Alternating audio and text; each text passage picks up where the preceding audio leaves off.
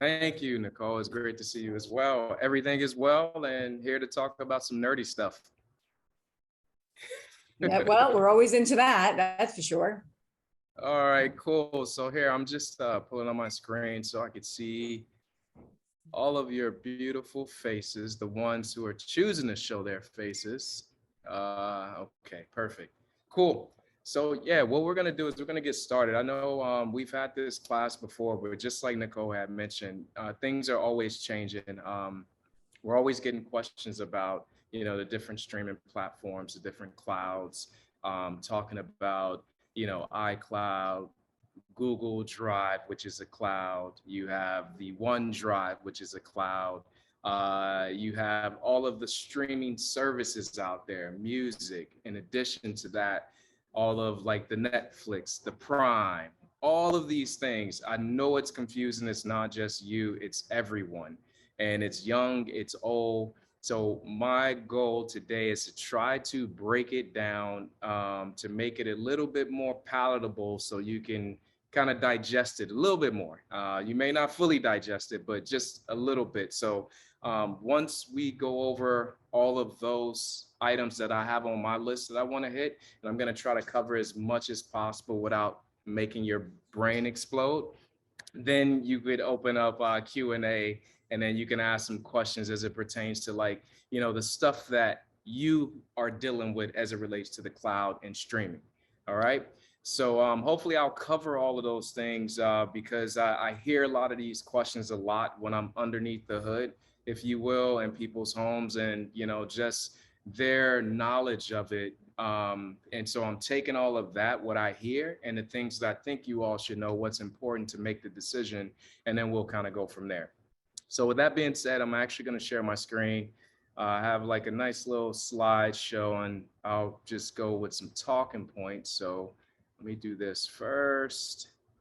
Boom. And keynote. Yes. All right. So now you can see my screen, right? So all about the cloud. So the cloud, this term itself, it's a blanketed term where it just covers so many different things. And I think where the confusion lies is that sometimes, as we adults will, we overcomplicate things. The little kids, a lot of people see them playing on the devices and they're like, how did you do that? They're just touching and just trying to figure it out. With us, when you add us into the mix, we're pretty smart people. So I find that we tend to complicate things and make it, just something that it's not. So the goal is to kind of explain this cloud, and to let you all know, if you came to this class thinking that your information and your movies are living in a thing that looks like this, it really isn't. So it's more like, let me move this out of the way here. It's more like where it's a lot of different servers that are connected, and they're living somewhere in a physical structure, like a building in the place that, you probably don't even drive past. And there's a lot of them as well. And all of this information is there so that when we access it, so for instance, like My Health Angel, the website, which is also in the cloud, hey Frankie, which is also in the cloud, basically when you access it in a sense of going to myhealthangel.com on your mobile device, on your tablet, on your computer, you are then presented with all the beautiful pictures and everything they constructed as for their website. But it's living on one of these servers in the top picture that you could see. And it just serves it up right to us. So a lot of the times we ask, or we get asked, like, this information that's in the cloud, what is it, and is it safe to keep our stuff there? Most things are in the cloud, and I would say, depending upon what you're using, most things are safe. So when it comes down to safety, let's go with companies such as like Google and Apple. Google has like Google Drive, Google Photos, all of these things that are cloud based. And then you have like iCloud, which is also cloud-based. Pretty word for servers. And those companies take the extra step to protect our things that are on these servers. So one of us, no matter how much money we have, we can't just go to one of these facilities and say, hey, you know what? Can you put my information on the cloud, put it on this little thumb drive or something like that? We can't get access to these things. And they're very guarded. And again, they're in locations where you just wouldn't think they are. I have no idea where the iCloud servers are, and I highly doubt that anyone at Apple would know exactly where those servers are.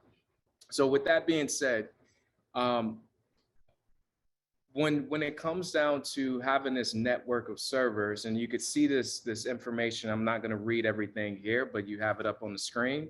The cloud, the last paragraph, the cloud refers to software and services that run on the internet instead of locally on your computer.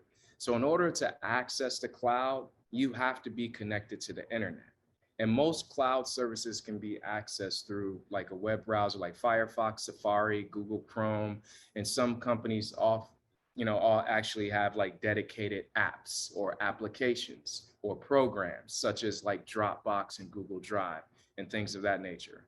So this, the little picture, I just added this in there. I'm a big fan of like the Mission Impossible movies. And I remember the first one where Tom Cruise had to like dive into this little section at the NSA and steal this file because it's all on their servers. So it's on a level of that. So when it comes down to safety, the precautions, you can't one can't physically go to these places to get this information, but online, I think that when it comes down to Google, when it comes down to Apple, when it comes down to these or Netflix or Amazon, these companies are putting a lot of resources into keeping your information safe, so that even digitally, a hacker just can't go in there and grab your information and run away with it.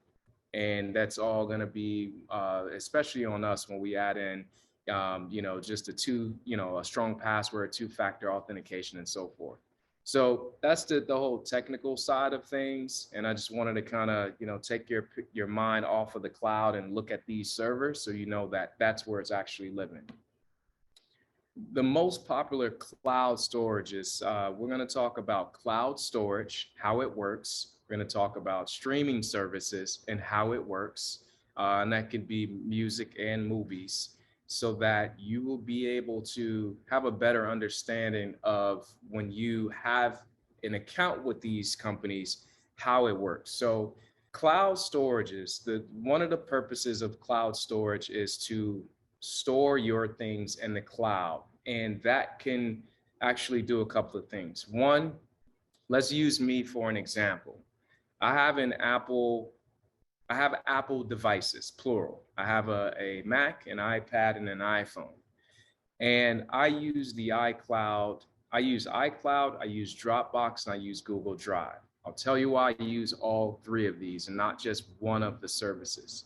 So for my personal things, iCloud is awesome. I've been using iCloud since it was Mobile Me. And basically the purpose of iCloud is to kind of keep everything in sync. So remember, I said I have a Mac, I have an iPad, and then I have an iPhone. Let's say, for instance, as I'm using iCloud, I go to the grocery store and I bump into Rose. And I'm like, Rose, I haven't seen you in the longest time. What's going on? She's like, everything is great. Here, take my number. Let's go out. I put her number into my phone. When I get back to my computer, her phone number will be in my contacts on my computer. And then when I put down my computer and my phone and I pick up my iPad, her phone number will also be in my iPad. But while we were at the grocery store, we actually planned a date. So I put in my calendar, hey, we're going to meet up next Friday for dinner at 7 o'clock. I put the location in there. All of that information is there. So again, when I go to my computer, it's on my calendar. It's also on my iPad. Now, if Rose calls me up and says, hey, you know what, Julius, I cannot make Friday. I have to go out of town. let's not even put something on the books until I get back. I'll then delete it from my iPad. And when I delete it from my iPad, it automatically deletes from my computer and my phone. But I kept her contact. So one of the purposes of iCloud is to sync everything. It will sync your photos if you have it set up this way, sync your contacts, your calendars, your notes, your passwords if you're using that particular feature of iCloud, and other things. It can also sync your apps so that anytime you sign in with those credentials and you get a new iPhone or whatever, or you break one, you lose one or whatever, you can now bring your things back down onto that device. So in addition to that, when it comes down to syncing, that's one of the main purposes of these cloud storages. So another example, so iCloud for me is going to be very personal. It's all my personal things. But then on the business side, I started out with Dropbox, but then we kind of have our toes dip into the Google Drive as well. So we use both of those. So on my work computer that I take with me, my laptop, and then the one at the office, I have all of my files in, some in Dropbox, some in Google Drive, but whichever computer that I use, I can get on there and manipulate that document, and then it'll actually reflect on the other computer immediately, as long as the glue, which keeps everything together, is I'm connected to the internet. So if I lose internet at my place at home, those updates will not come onto that computer until I get connected to the internet again. Because the internet is basically the composer saying, hey, you know what? We just made these changes, make those changes over here and make those changes over here. So another example, if you are using like a Dropbox or because you can use iCloud for business as well, or OneDrive or any of these type of cloud storages, if you are using it to sync stuff, like there was a lady who, she's just writing a book on her own. And she's like, hey, sometimes I go to North Carolina with this laptop, and then I come back and then I have this desktop that I work on. I like working on it. I'm writing this book. How can I, if I'm doing all of this work in North Carolina, how can you help me stop doing double work? Because now I have to take all that information, put it on the other computer and do it all over again. So I said, that's easy. Let's give you Dropbox. You get a free account with 2 gigabytes of information. That was more than sufficient for what she needed. So what we did is we put Dropbox on the computer at home, and then we put Dropbox on her laptop that she was to take to North Carolina. I said, these are your files. When you work on them, they're going to automatically update. So that's what she did. A couple of years ago, she went to North Carolina, worked on all her files. When she got back to her computer, put the laptop aside and hit the ground running again. So it keeps everything in sync. In addition to that, there's storage.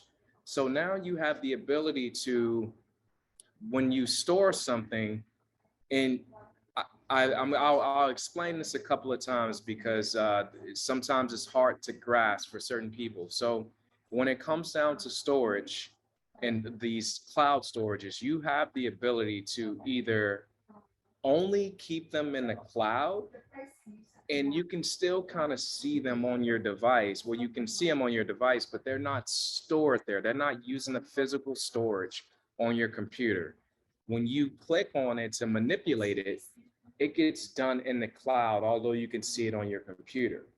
But in this case, there are times where my work documents, I want them physically on my drive, and I also want them backing up and stored in the cloud. So that if I get on a plane or whatever, and I'm going somewhere, if I just have them living in the cloud and I have no internet on the plane, there's no way that I can work on that document. Why? Because I have no internet to show me that cloud document, okay? So I want it physically on my device, or if you will, physically, digitally, like locally on my device, so I can manipulate it, say, oh, I have no internet on the plane. As soon as I get off the plane and I connect back to the internet, boom, the internet says, hey, we made all of these changes. It sends it up to the cloud. disperses it and puts it on all the devices and keep everything updated. So cloud storage, when it comes down to like an iPhone, it will back up your whole iPhone with the iCloud, put it in the cloud itself. And then if you lose this phone or whatever, you can sign back in and get all your information back onto that device.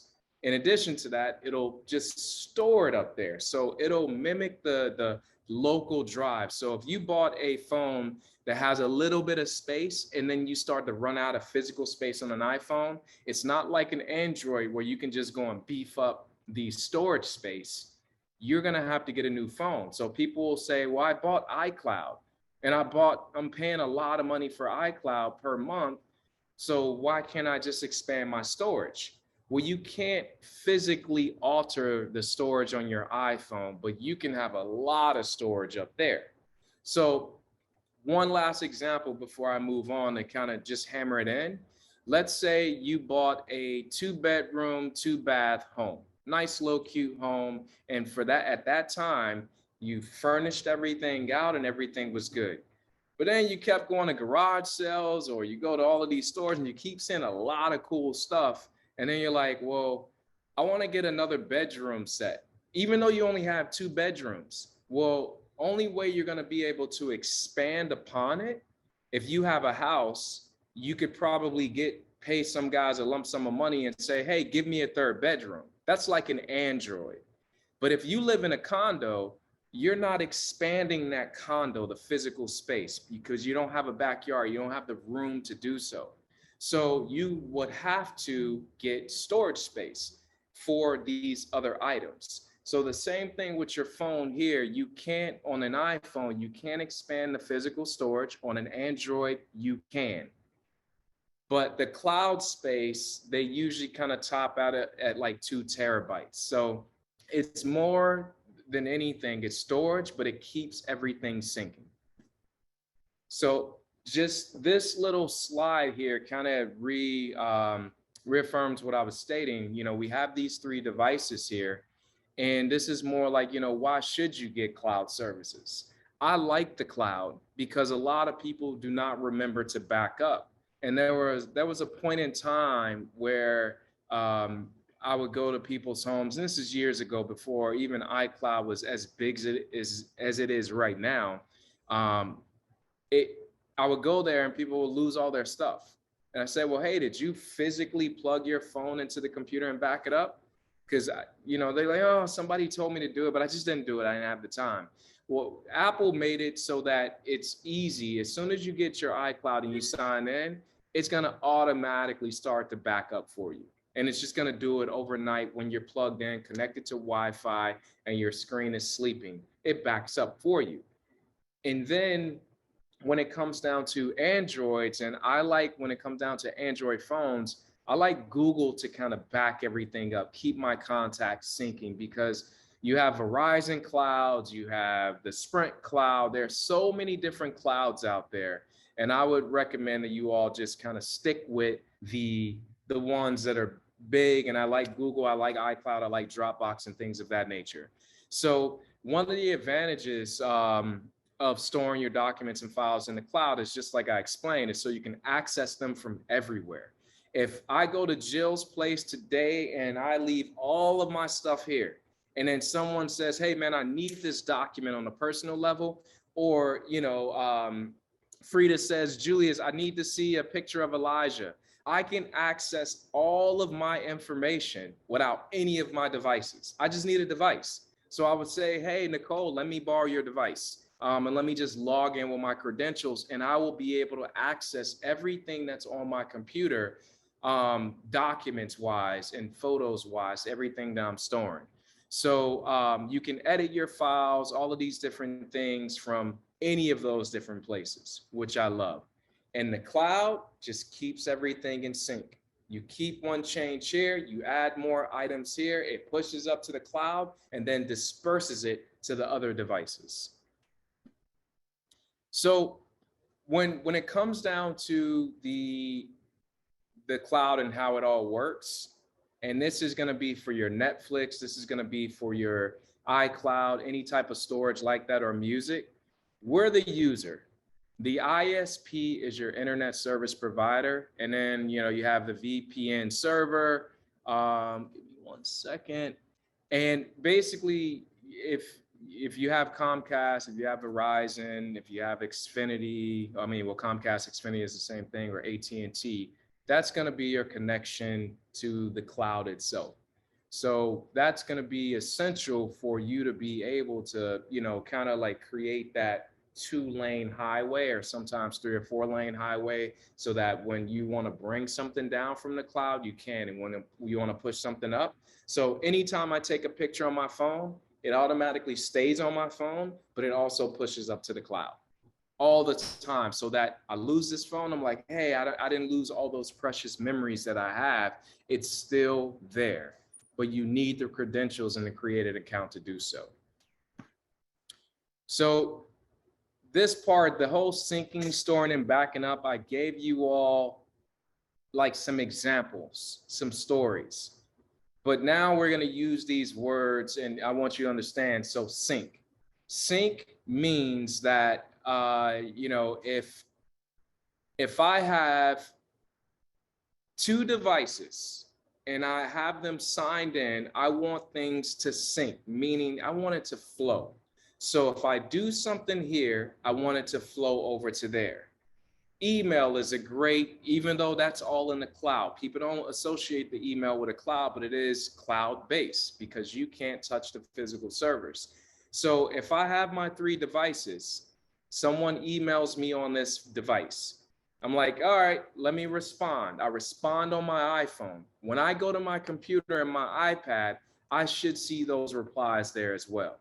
If I delete on one of those devices, I should see that it deletes on all my devices as well. The only time that this is not the case is if you have what you call a POP, P-O-P server, and that's kind of like antiquated. A lot of people, I still see it out there, but we don't really use it. We use IMAP, I-M-A-P. That's usually kind of the type of email services you have, POP or IMAP. The benefits of IMAP is that it allows everything to sync. You delete on one device, it deletes on all devices. You send something, you receive something, it comes in on all devices and stays in sync. With POP, you'll receive everything because you have the server, the cloud, like a yahoo.com, and then you have a your device, your computer, your iPad, your iPhone, your tablet, what have you. And then when you delete on one device, it doesn't delete on every device. People will say, well, that's kind of stupid. Why would you want that? Some people like that because they're like, hey, I just don't want my phone to get filled up with emails. But when I go back to my computer, I'll re-delete those same emails. So it creates more work, but tomato, to each his own. If that's what you like, that's fine. I personally like IMAP because when I make that decision to delete something, I want it gone. That's it. I don't need it back. And if I need it back that bad, I'll go into my trash because I haven't emptied my trash yet. So syncing is just that flow going back and forth. Storage, a lot of times people get memory and storage mixed up. Those two are not the same. Memory on the computer is just allowing you to multitask and to do more things, to give your device, as well as your phone and your tablet, it gives your device the ability to kind of populate or propagate things so that you'll be able to use them without any lag time. So it doesn't move as slow.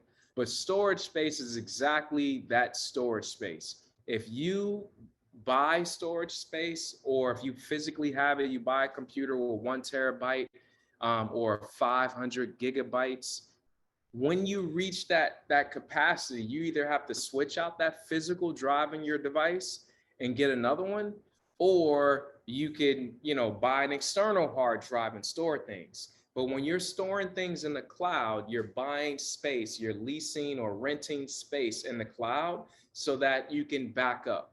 So one of the biggest things which is the next thing, is backing up, is we see it all the time. I have to wipe phones clean, or sometimes people will go to the Verizon store, the Apple store, and they get their device set up and they're like, hey, I lost all my pictures. I'm like, well, how did you do that? Well, when I went to the Apple store of Verizon, the guy said that everything was backed up and it wasn't. I'm like, well, you guys didn't check?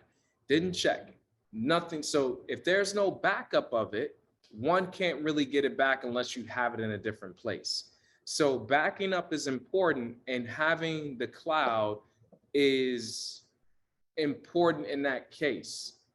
Verizon offers one, Google offers a backup. You have Carbonite on a computer that offers a backup. So anything that's important, if you all aren't backing up on your computer, on your phone, on your tablet, I would recommend that you back up.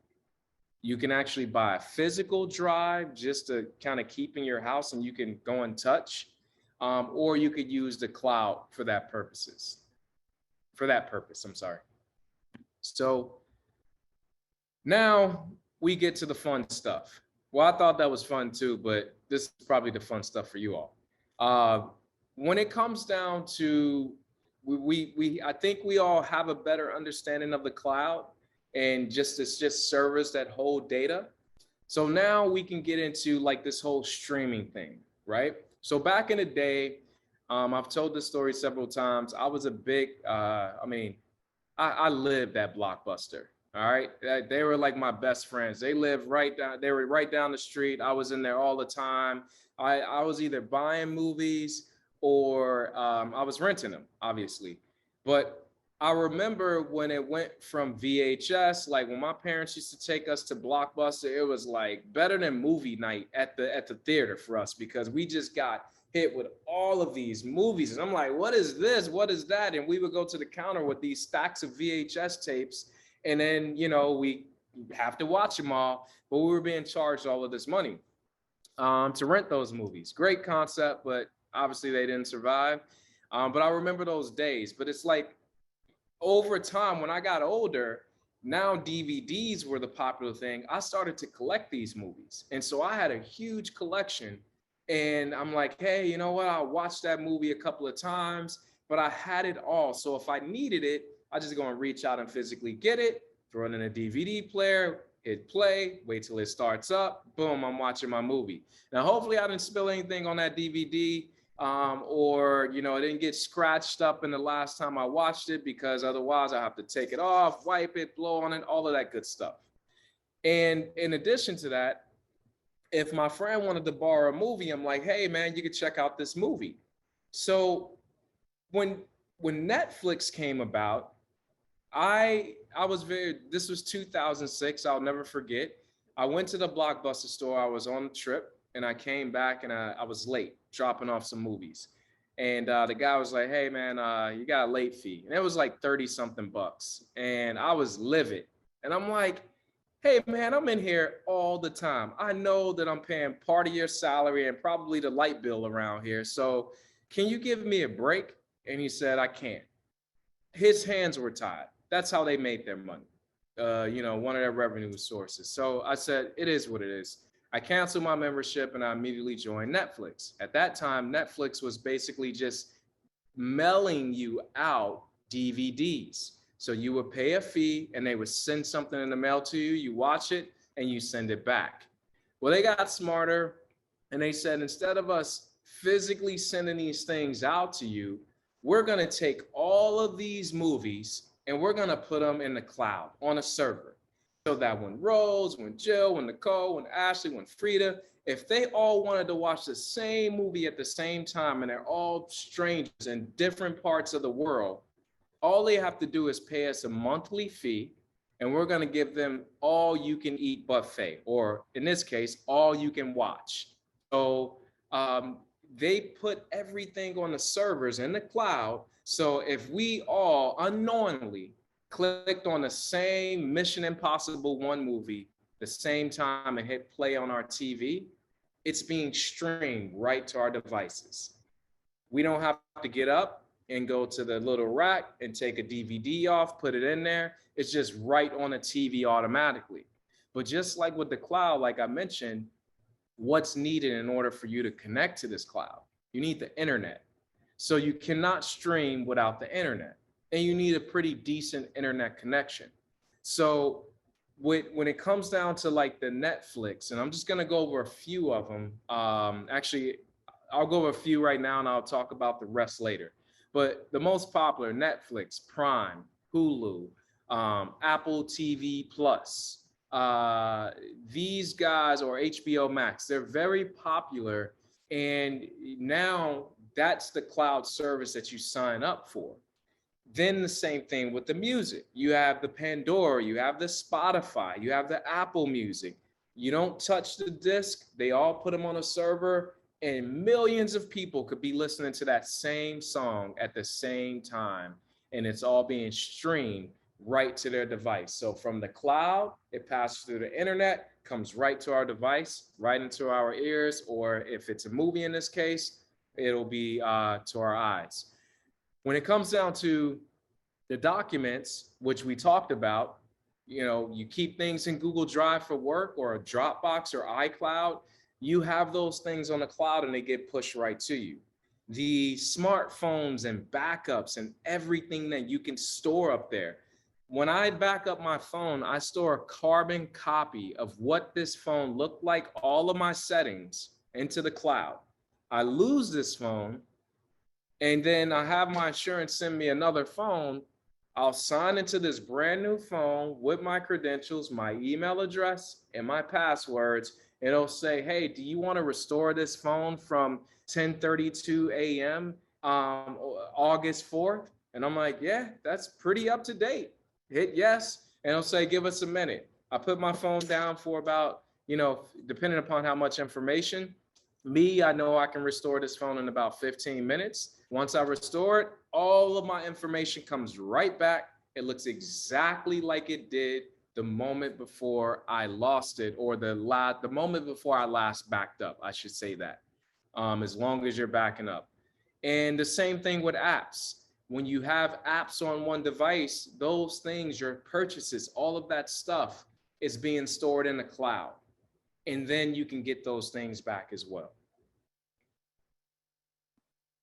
So when we talk about these popular streaming services, I have not had cable in almost 10 years, cable TV. The only thing I pay for is internet.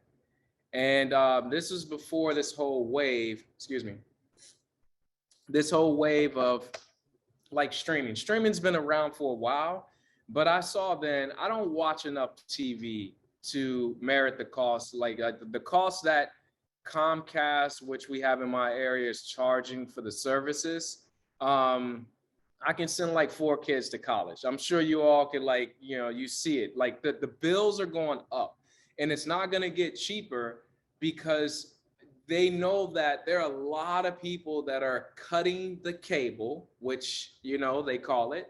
So cut the cable, and they're getting streaming services. So throughout the years when TV first came about, and I hear these stories from my mom, she was like, oh my God, we were so excited to watch this black and white TV. It was amazing. And then we got a color TV. Forget about it. Life changed.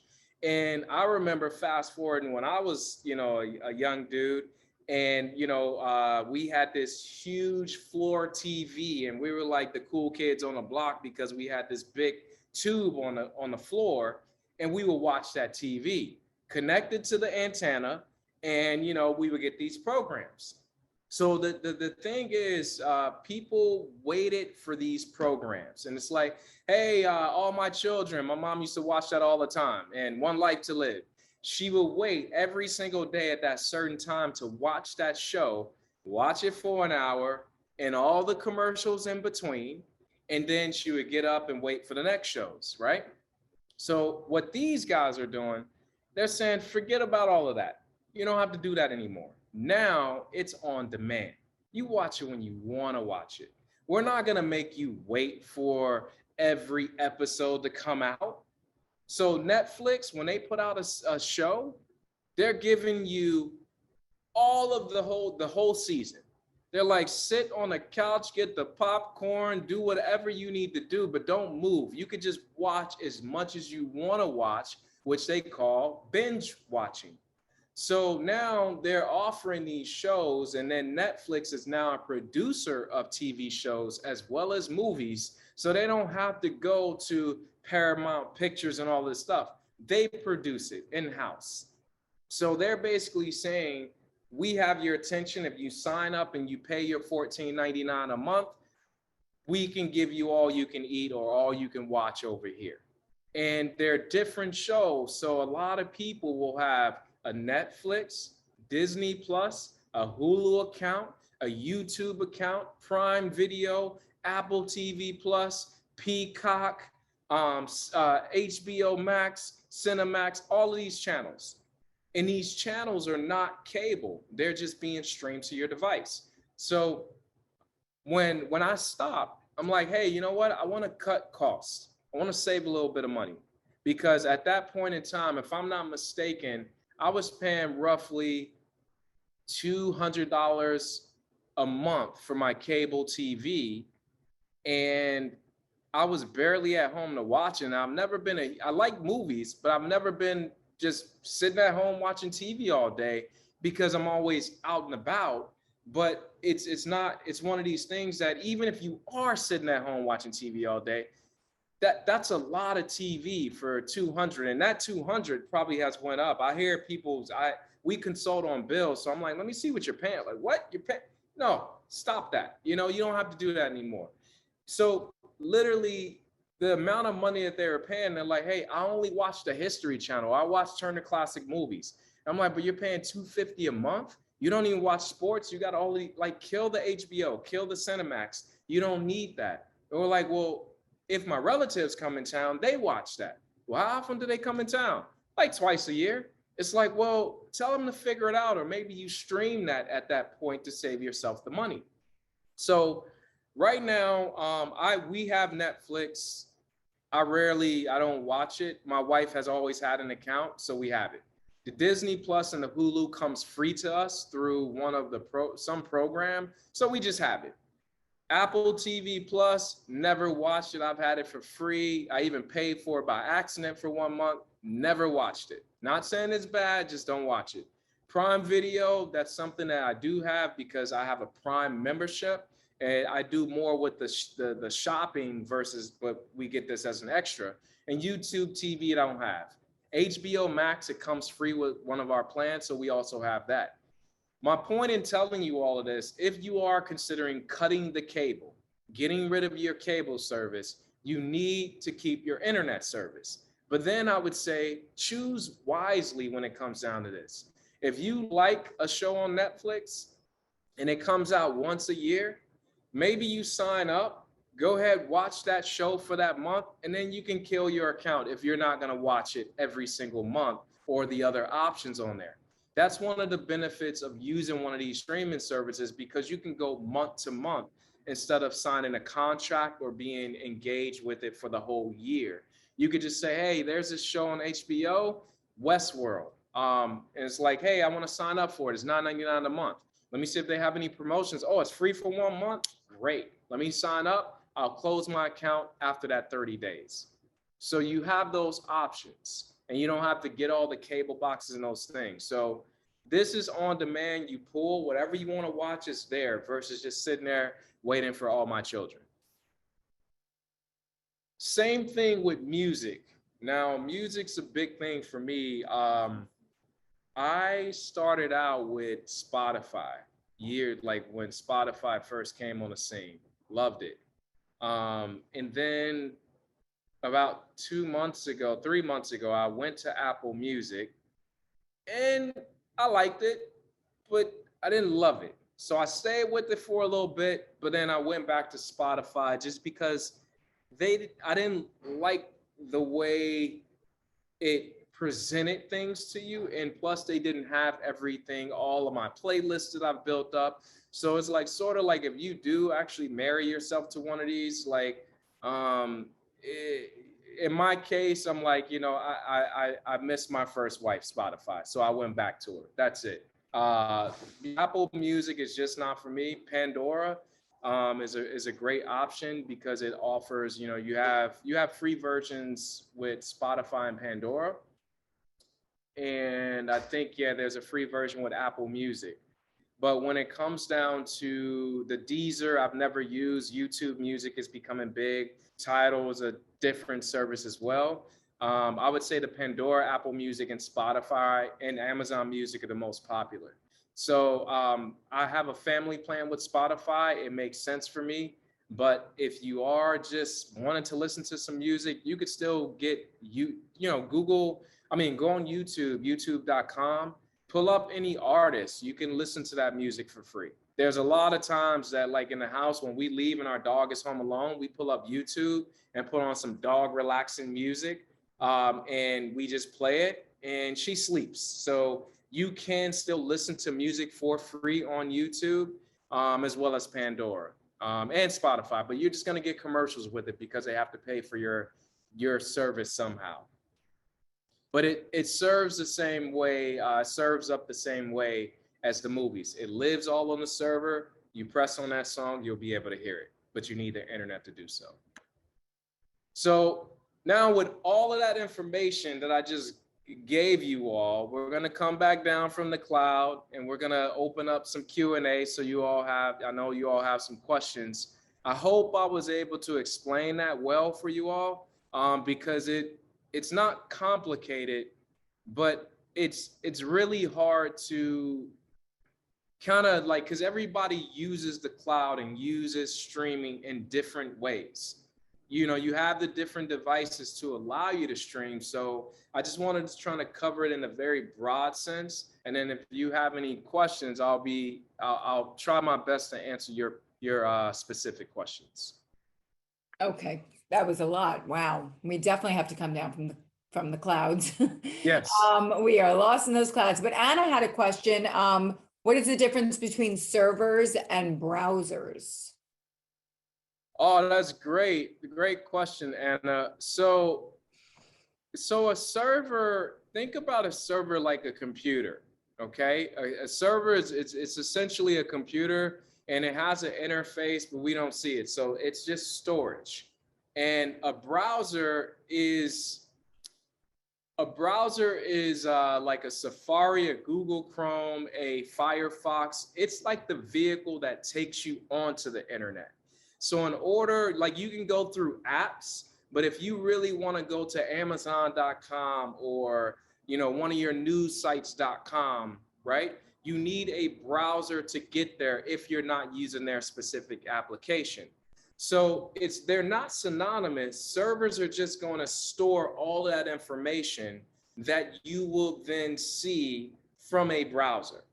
So here's an analogy. If a browser is like a car to take you onto the internet or take you to the mall, right? The server would be the structure of the whole mall and all the stores. So you wouldn't be able to go into the Apple store or go into Macy's without a server. So the browser takes you to the mall, and the server is the structure that you see when you go there because it serves up all of those stores. Does that make sense? A little bit, yeah. It's hard. It's hard to visualize. Yeah, they're different. So browsers, like if you use like Microsoft Edge, if you use Google Chrome, they just allow you to. I know what the browser is. I know that, but I just don't know the connection. I cannot visualize the connection. Yeah, so servers, if the servers are the cloud, so it's like, imagine you're driving on the highway and you see this huge building, and this is for real. You see a huge building and there are no people around it. Like a lot of the times they're computers. A server is just a computer, right? And it just stores information on there and serves up the information that we want. So for instance, Amazon.com, their website, what you see when you type in Amazon.com, you're like, oh, I need some toilet paper, I need this. All of that information lives on a server, and when you type it up, it serves it up to you so that you're able to see their website and browse. Thank you. Nice, clear. Yeah. Thank you. You're welcome. Okay, so John and Nancy, go ahead. I've got a couple of questions. One, what download or upload speeds, I guess it would be download speeds, do you need for streaming? Like your movies and such, what are the minimums required so that you're not having problems visualizing the movie that you want to see? I would say a good speed, I would say about 20 megabytes per second would be the lowest. I mean, I've seen lower, but you'll get what you call buffering. Like sometimes you'll see a circle on the screen and it's thinking, trying to get the movie. So the way streaming works is for everybody to be able to see the movie. It works like this. And the next time you're streaming, if you got a good connection or a bad connection, just pay attention. When you hit play, there's going to be like the bottom bar that kind of shows you the time limit of the movie. But on that bottom bar, it usually gives you some runway. You'll see like the line go up a little bit. So basically the stream, the way it works is, again, we'll use the Mission Impossible 1 movie. So let's just say the movie is just 1 hour long, right? And we all are watching that movie and we hit play. The way the service is gonna work, it's gonna stream little bits to you. So it'll say, here's 5 minutes of the movie. And it streams it to your device so that you can hit play and you get that first 5 minutes. Now you're watching your movie. As you're watching it, the streaming service is gonna say, let's give them another 5 minutes of the movie. And that can happen with like minute 3 of the first 5 minutes. So that the next time when you pick up and you're about to hit minute 5, you already have it on your box so you can stream the rest of it. So it just serves it to you in little tidbits so that you never really miss the movie. Now, if you have a bad internet connection, that's when you'll see the buffering because it can't pull that information fast enough. So I would say that on a bad day, 20 megabytes per second, Mbps download will be sufficient. You're not uploading in this case because you're just downloading. Now you're uploading your decision, like, hey, I want to watch Mission Impossible. You upload that decision and then you download everything else. But if you have more than 20, you should be okay. But then that all kind of, even if you have 20 or 30, it all depends on the consistency of your internet connection. So you can have 20 all day, and then if it pops down to 10 without you looking at it because you would have to continue to do speed tests, then you have some internet problems, and I would get some people out there. Got it. Good. Thank you very much. The next question was regarding streaming again. Can you record programs? Can you set a schedule to record certain segments of a current series? I have not seen where you can schedule anything like on like a Netflix or anything. I do know you can record. If you have a paid membership, they give you the option to download, if you will, because let's say you tell Netflix like, hey, listen, I'm a member, I pay you $14.99 per month, and then you have the ability to download the movie instead of streaming it on your device. So then when you get on a plane and you have no internet connection and you only want to watch that movie, then you can play that movie because it's downloaded on your device within their application. But I'm not sure if you could schedule that down. I mean, schedule like a DVR service. I have not seen that yet. It might be possible, but I know you can download movies with certain streaming companies. Okay. Thank you very much. All right, you're very welcome, John. Elaine, go ahead. Yes, I think John asked my one question. I'll be taking a flight shortly. I do have Netflix, so nice. I download that ahead of time, providing I have the space on my phone or my iPad. Yes. Yeah. Exactly. Like if you have the iPad, I would go with the iPad one, bigger screen, and if you have the space, usually a movie it could vary. Sometimes I've seen them as like 1.5, 1.5 gigabytes. Some of them can be smaller depending upon the length and the quality of the movie, but definitely give yourself some room. Maybe do it a day or two before you take that flight so you know you got it on there. Okay, and the second part of that question is, apparently my books are stored in the cloud, so I would have to do that ahead of time also. Are you using iBooks or Kindle? No, iBooks. Okay. In most cases, if you look, for instance, at your iBooks, if you're reading a book on there, it's probably downloaded. Like it's on there in a sense that on Kindle as well as iBooks, you have one, it'll have like on iBooks, it'll show like a little cloud and then the arrow pointing down. That means you have to download it. So it's in the cloud, and then you can download it now to take up space locally. So if you're reading a book, 9 times out of 10, you probably have it downloaded, and you'll still be able to see it even when you don't have an internet connection. And then how do I get rid of that, both of those things? So after you read that book, there's an option to go into there. You can click on the book and you can say remove from device, and then it'll go back in the cloud and just live there until you want to read it again in a year. And then the same thing with the Netflix. There's an option, I think it's 3 dots on an iPad, where you would go in there, you would tap on that movie and you would say remove from device. So it'll stop taking up space locally and just push back up to the cloud. Great, thank you. All right, you're welcome, Elaine. Okay, so Julie Kramer had a question on File Explorer. It shows that one cloud is on my C drive. If I check properties, can I correctly assume it's not on my computer, but truly in the cloud? Yes, so you have OneDrive on your computer? Yeah, yes, I do. Okay, yeah, so usually if OneDrive is connected, you should see in a couple of places. On Windows 10, you're gonna see it in the File Explorer on the left-hand column. And if you click on OneDrive over there in the left-hand column, it should then show you what's in OneDrive. Oh, okay.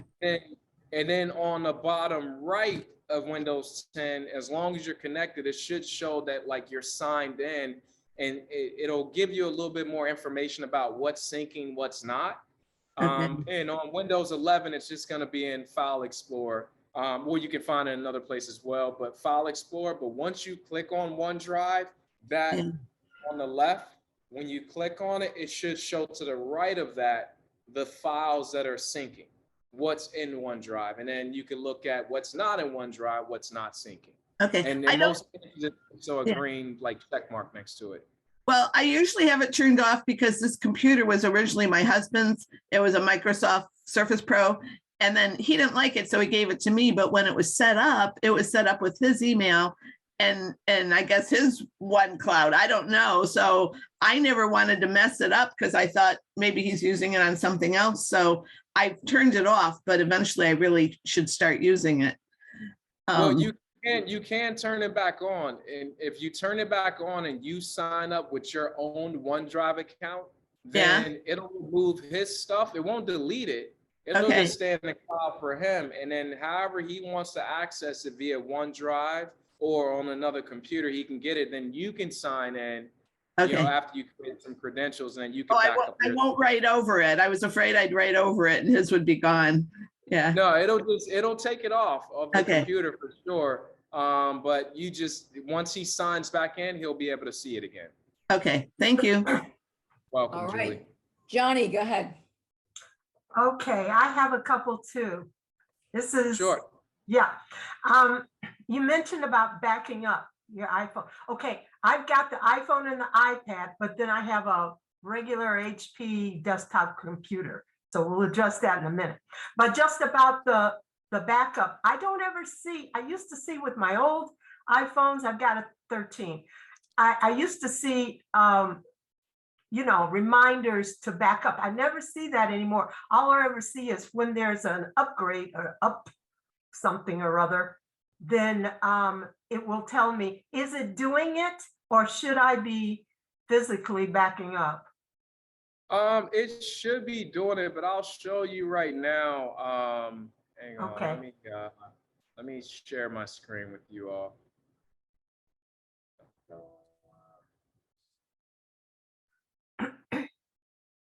Show you here.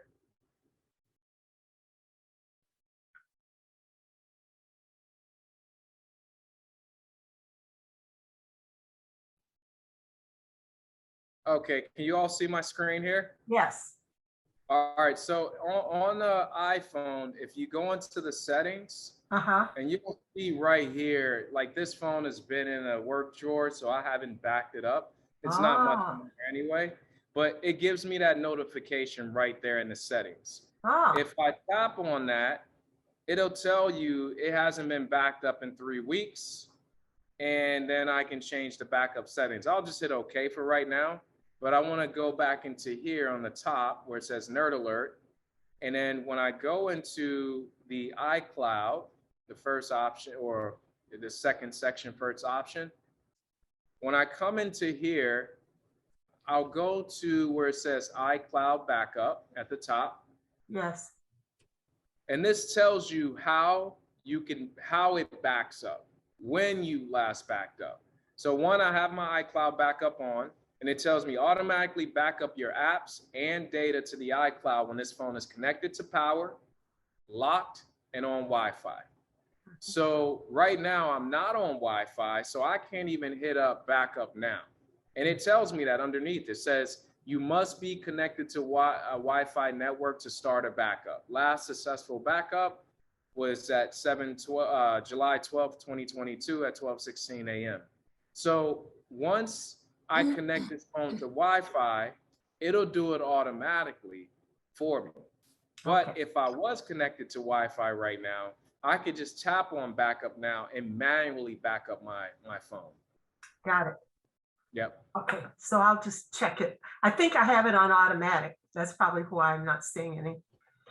Yeah, and if you go in there, you'll be able to see that last date to make sure that you're backed up properly. Right, thank you. Well, my other question was about, I don't think I'm using remember I told you that my desktop computer was an HP, just a, whatever. Is that Android? It's not a cell phone, so I don't know what to call it. But anyway. Great question. Just really to neglect, it's not Android. It's more, that's a Windows based. There you go. There you go. Yeah. And so I think it has the OneDrive. And I have been avoiding, I did buy about 5 extra gigabytes. I don't pay a lot every month of iCloud storage, because my old phone was telling me I was running out of space and stuff, so I didn't want to, lose pictures and stuff. So I haven't even used, it's still got lots of space on it, but I elected to, somehow I was given the choice of putting that on my desktop. So it's letting the pictures go up from that too, which is very nice. Okay, I guess I didn't understand before you explained it about the other that's connected to Microsoft, the OneDrive. I have been electing to, every time I say a document, I elect to put it in my documents, not in the OneDrive, but in the regular. So, because I guess I thought it was hard to get from, if I put it in OneDrive, maybe but since it's on the cloud, probably if I were at a hotel or whatever, I would be, and didn't have my own desktop computer, obviously, I could get that document, right? If I saved it there. Exactly, because then you can just go to onedrive.com or whatever and log in with your credentials, see all your files at that point. So is the onedrive.com different? Do I have to, I have an account because it's showing, it gives me that option to save it there every time I go to save something. And Yes. I did by accident put a few documents there, you know. Yeah, it's so OneDrive. So this is another thing. All of these companies are vying to be your cloud storage. You have Okay. OneDrive, you have Google Drive, you have Right. Verizon Cloud, you have iCloud, you have Dropbox. There are so many more. Those are the top ones. Everyone wants to say, hey, we'll store your stuff. Let Mhm. us do it. So when it comes down to OneDrive, because it's Windows-based computers, Microsoft Windows, OneDrive is kind of married to that. You're going to get that out the gate. Just like Apple devices, iCloud is a part of their ecosystem. You can use a OneDrive on there. You can use all of these different clouds or Google Drive or Dropbox, but iCloud comes standard on Mac computers or Apple devices, I should say. So should you use OneDrive? It's kind of like, it's like, hey, whichever car you want to drive, whichever one makes sense. Like you can get in a Cadillac or you can get a Mercedes. You still know how to drive the car, but the things are going to be in different places. So wherever you feel comfortable. OneDrive isn't bad. I've used it. I like iCloud. I think it's a little bit, it integrates easier with my things. But Do you have an Apple computer? You have an Apple? I do. Okay. But even on your device, Apple makes iCloud storage on your Windows computer. So you would have to download it. I have it. Exactly. And that's how you're able to get your photos and all of these Right. stuffs to back and Right. forth. So you can have that and they can take care of your documents. They can take care of everything. So it's just more about what's easier for you, what you feel comfortable with, which one you want to use to back up your items. I have it kind of automatically set my pictures up there, you know, like you talk about the syncing thing. So I Yes. haven't noticed how I would save a document to it. Yeah, there's an option in there where it's called iCloud Drive, and it now saves the information on your desktop and your documents. It's new in the sense that the last few years. Before it was just kind of like all photos and stuff, but now they're backing up even documents and items on your desktop. So you have those features which you could take a look at. But OneDrive does the same thing. They can back up all your files, and I found that it just comes pretty much standard. It's standard for Windows computers. I've been thinking my desktop is quite old, and I was thinking since all of my other devices were Apple, I might just go to a desktop. With that, simplify things. I wouldn't want to put a bunch of stuff on OneDrive and then not be able to get it back over. Yeah, you'll still be able to, if you wanted to, you'll still be able to get it over easy. Like all of the cloud-based services, they're going to be easy to transfer that information because it's in the cloud. You just download it to the next computer. Thanks, that helps a lot. I think I've been not using it. I need to be saving stuff to it and then just taking out and save space on my computer, right? Exactly. Absolutely. Yeah. Yes. Okay. Thank you very much. All right. You're welcome. So there's a bunch of questions. We're kind of running out of time, and I see that there are 4 hands up. So we'll take some of the questions in the chat box to get through those, and then the last 4 people. So at this point, just because it's going to be lengthy, we're running at time now. So let's see. Rose had asked, what if you have a Gmail and a Yahoo account? How do you access the cloud, but are unsure which account you use? So if you have a Gmail and a Yahoo account, so both of those accounts are in the cloud. It's email. Everything that's on servers email runs off the cloud. And it's more, let me just see here. So you can use, if you choose roles like a Dropbox or an iCloud or a Google Drive, use either one of those email addresses to sign up for it. And then once you have, like a Google Drive, like choose the account. I wouldn't have multiple cloud accounts like I have. I just wanted to give you all that example as to how I use them and why I use them. But I would choose one cloud storage, OneDrive, Google Drive, or iCloud or Dropbox, and kind of stick with it and use that to save everything to it. Not everyone needs that for their documents, but I definitely recommend that you find some type of cloud storage for your backups of your mobile devices, because you can always do like something physical for your computer. But yeah, I would choose, all you would do is choose one of those, and then you just go to like Dropbox.com, hit sign up or join, or a Google Drive, and you can do the same thing with that one as well. Okay, well, somebody helped me a long time ago, and now I'm not sure which account I have or which credentials I used on which account. And I know that sometimes they only give you like 1 or 2 or 3 tries, and then after that they say try, you know, the next day or something. Perhaps maybe if you know which cloud service you have, so let's say it's Dropbox, for instance, you could just go there with one of your emails and just don't even try to put in a password. Just put in your email, just say forgot password, and just see if it sends you a password reset. So that way you don't even take any of your chances. You just hit forgot password. And if you get a link that says reset password, then you know that that's the account. Okay. Yeah.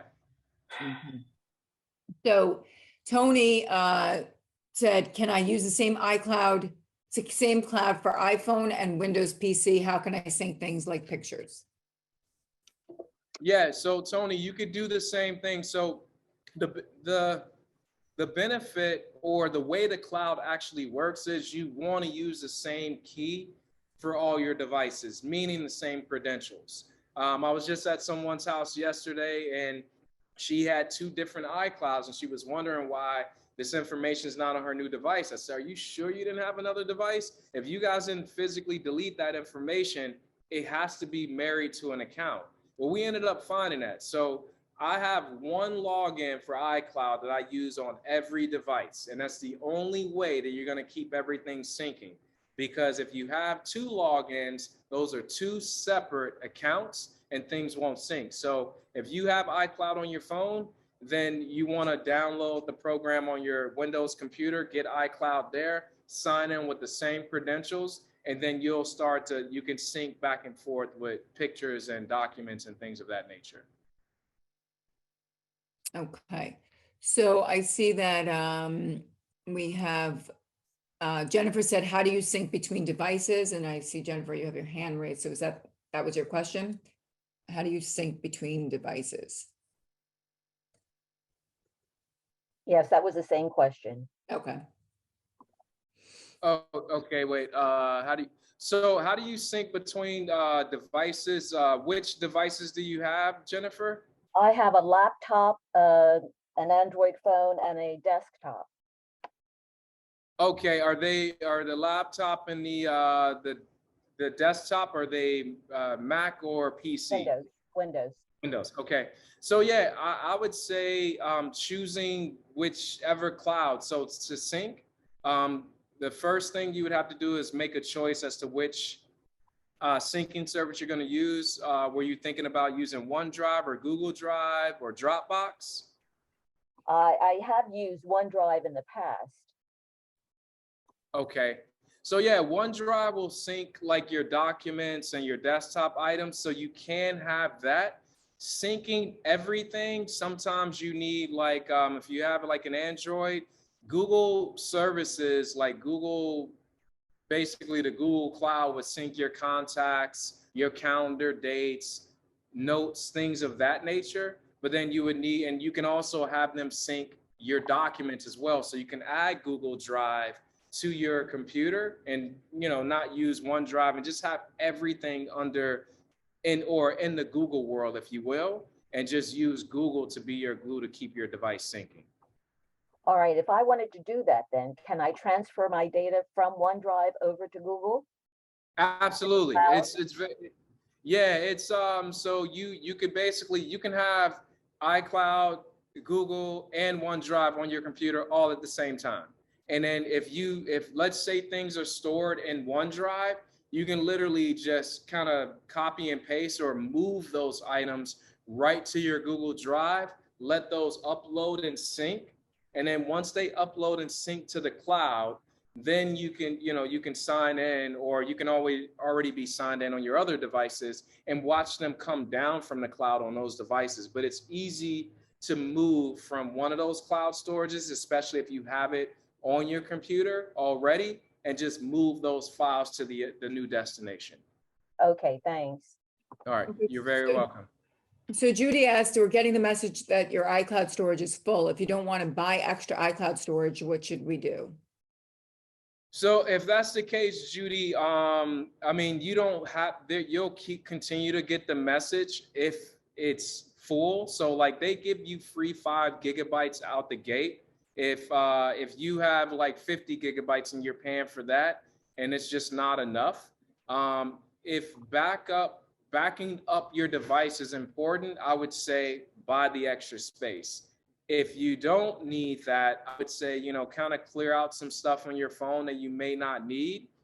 And you could just back up the old school way, which is just basically plugging a cord into your phone and then plugging up to the computer and backing up to iTunes and letting your backup stay on the computer versus the cloud.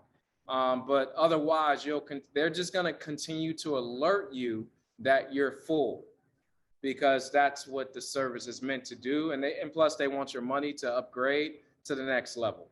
So I would say it depends. If you want to keep backing up so that you have a backup in the cloud, buy the extra space. If not, I will remove some things that, or turn off the cloud storage so that you're not using that and you just back up to the computer. But I just prefer the cloud. I just think it's safer. Okay. So what did Barbara ask, what is in the messaging app, what's the difference between SMS and MMS? So SMS and MMS, Barbara, do you have an iPhone? Barbara, are you there? No, I'm sorry? no, I have an Android phone. Okay, so this is just where are you seeing those messages? On my smartphone. I Okay. have two, when I text, I have 2 apps. I have an MMS with all my texts come through, and an SMS where all my texts come through. That's the one I use. Do I need the other one? What's the difference? Usually there should be one. I'm not sure why yours is broken up, but there should be just one app that you use on an Android and an iPhone, unless you're using like a WhatsApp or something like that. But these are just text messages. With the MMS, that's gonna be just like multimedia, like, pictures and things like that, emojis. But usually that is still on one app, where if I'm texting you and I just send you like, hey, what's going on? And then I send you a picture, that should still be on one app versus having 2 apps receiving those messages. Right. Which one should I delete and which one should I keep? It doesn't matter? No, yeah, I would just say, I couldn't tell you which one to delete or keep without seeing it, because what I'm mentioning is that I'm stating that on both apps, you should be getting everything. So if you can look at both of those apps and you could see that, hey, you know what? I have 100 people I'm contacting here and 100 people I'm contacting here. If they're both the same and you're getting the same messages, then I would say you can choose to delete one or the other, whichever one you feel more comfortable with. Okay. Yeah, so because they should be sending the same thing. Now, if you need some extra help, I would tell you maybe to go down to your carrier and ask one of those guys or gals to, see why you're getting both of these all these messages on both of them. It should be just one app. Thank you very much. You're very welcome, Barbara. Okay, so Dorothy, I see your hand, then I see Carolyn and Positive Pat, and there's about 2 or 3 more questions in the chat. So go ahead. Okay. I want to know if there's, I'm just poor on this information because I'm all over the place with it. But my question primarily now is relating to Comcast service. When you talked about the cost, I pay an awful lot, $260 some plus other little things I have. I have a Hewlett Packard thing for technical questions, and I pay $12.99 for that, and I pay, Sure. So I wanted to know: is there a person that I could employ or something for a short period of time, like for console, for me to learn how to stream, to get away from this Comcast big bill and just stream the shows? Because when I discuss it with them, they'll just take away one program or something that doesn't make any difference in a year. It's the same. Exactly. Also, my computer servers, my everything is, my phone is all Xfinity, so. Yeah, there are so we offer that type of service down here in South Florida, like where we physically go and do a bill consult, and we're Bill like, hey, consult. let's see what we can save you money. And Oh, you should be able to, there should be a company, a tech company that can understand what you're paying for, and you kind of tell them what your goals are. Like, hey, I want to save a couple of bucks. At the same time, I'm not watching all these channels. yeah. If I want to move away from this, to offer some solutions to say, hey, you can stream this, you can stream that. I would say, like, a local tech company around you, you can Google something like, local tech support for, whatever device. I wouldn't throw in like the whole streaming in there, but like as you Google it, but some type of computer person should be able to help you with that. When whatever local company around, it's just something that we've always done. But I'm sure we're not the only. So they're listed as tech support company. How are they listed in Google? What would you Google? It could be tech help company or tech support. Okay. Yeah, something like that. Type in tech help and then see what you get, and then definitely go by the reviews and see if you can get like. Well, see, but I have a similar service with Hewlett Packard. Maybe that's different. That's just. Yeah, they're gonna you're paying $12.99. They're not gonna come out for that. $14.99. Yeah, and you're probably gonna get someone overseas, and they're not gonna. Yeah, that's what I do. Yeah, again. I would recommend you get someone physically there to kind of see your setup. Right, and then that's they what I want. physically look at your bill with you and say, let's ask this, let's ask that, and you can get this and you can get that. That's what I would do. Okay. All right. Thank you. You're welcome, All right. Dorothy. Carolyn, go ahead. I have enjoyed the class immensely. I appreciate it. Oh, Now, you're very I welcome. pay for storage and I'm still getting messages. Memory is full, and every day I'm deleting and I'm still getting it. How do I save the things into the cloud? I guess that's one of the things that I may be not doing. The reason why I keep getting the messages. Yeah, that's a possibility. So we're dealing with two things: cloud storage and then local storage on your device. So without seeing your device, it seems like what you're saying, or what could be happening, is that your local storage on your device is full. And so if that's the case and you're running out of storage there, and they're not offering you the opportunity to buy more storage, that probably means that it's your physical local storage on your phone. If that's the case and you have an Android, No, I've got everything iPhone. Okay, iPhone, iPad, and I haven't set up my desktop because I do have a Mac, but I haven't set it up. I just use the iPad and the iPhone. So if you have on your iPhone, you can't physically upgrade that storage unless you buy a phone. I just bought this one because I had ran out of memory. I can't afford to buy another one. So I know, and I totally get it. And that's why usually when I recommend people getting new devices, I kind of look where they are and seeing if they had a device for the last 3 years. we future-proof it and we say, let's give you some runway. If you've used up this many gigabytes, let's give you a little bit more so you can grow into that space. So it's a possibility that that could be the case, but I would say that if you are running out of storage on your phone and not the cloud, and you just can't upgrade it, you could basically back up your phone. You can remove some things off your phone, maybe put it on that computer, but you may need some help doing that. I know the people at the Apple store, you can go and get some free tech help there if you have one locally, and they can kind of tell you like, hey, you know what, it's actually the storage on your phone versus the iCloud, because if it's iCloud, Apple will happily take your money and you could just buy more space to grow into.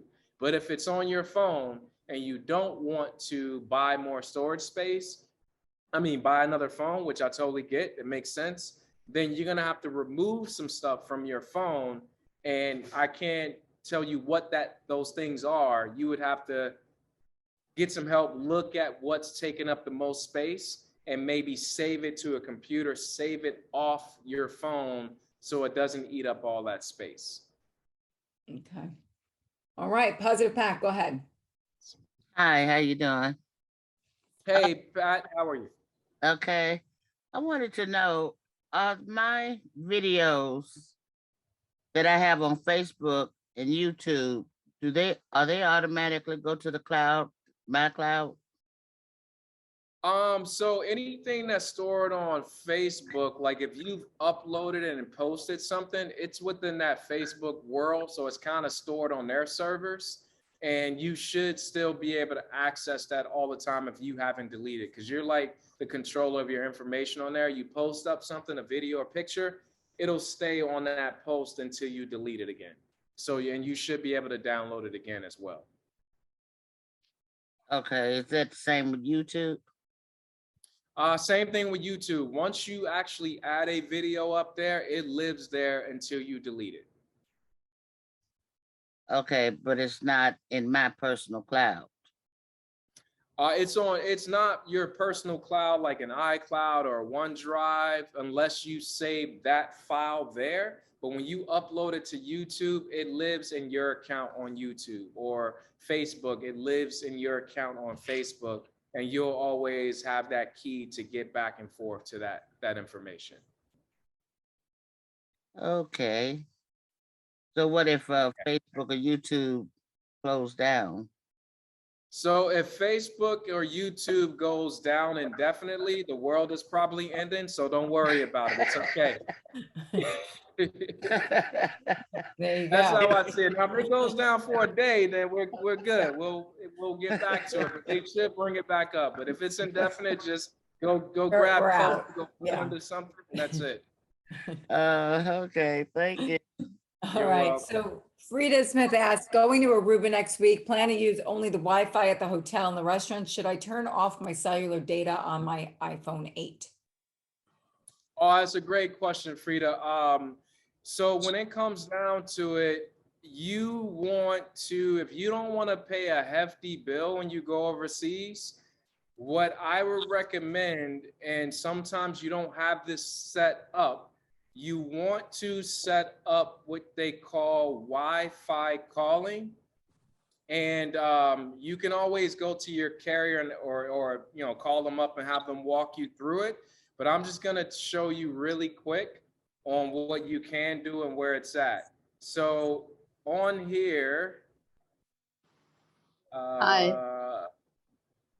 Okay, hang on, I'm sharing my screen. So on here, you're going to go to your settings. And if I go down to my phone here, you see I have Wi-Fi calling turned off.